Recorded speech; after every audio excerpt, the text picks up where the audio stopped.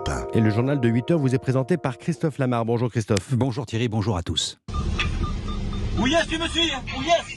Voilà, ce feu qui crépite, cette forêt qui s'enflamme, ces pompiers qui se parlent, le balai des Canadair et des camions, témoignages sonores au cœur de la fournaise que vous avez pu entendre la semaine dernière avec les envoyés spéciaux d'Europe 1 à la Teste de Bûche et Landiras.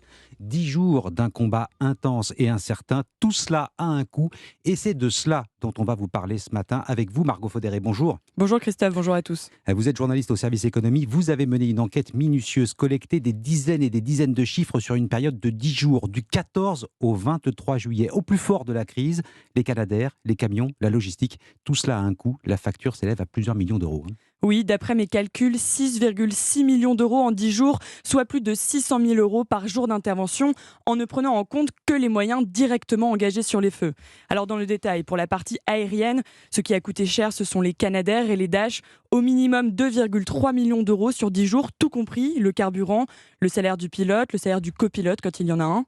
Ensuite, il y a le coût du personnel engagé.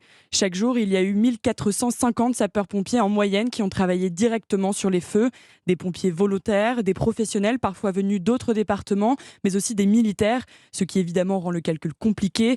En tout cas, cette mobilisation humaine a coûté au bas mot plus de 3 millions d'euros sur 10 jours.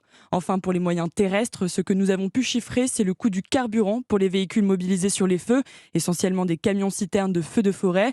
Chaque jour, les 300 véhicules sur place ont consommé plus de 35 000 litres de carburant. Si on y ajoute la destruction de 2 de ces camions-citernes, la facture s'élève à 1,3 million d'euros au minimum sur 10 jours. Margot, est-ce que l'on peut parler de dépenses exceptionnelles ? Pour le département de la Gironde, oui.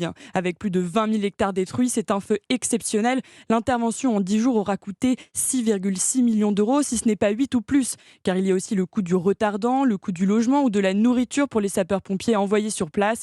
Il y a aussi le coût du travail des volontaires qui étaient en 2e ou en 3e ligne. Évidemment, tout cela va faire monter la facture. Margot Faudéré, vous pouvez dès à présent retrouver tous les détails de cette enquête que vous avez menée sur le site europe1.fr et les réseaux sociaux.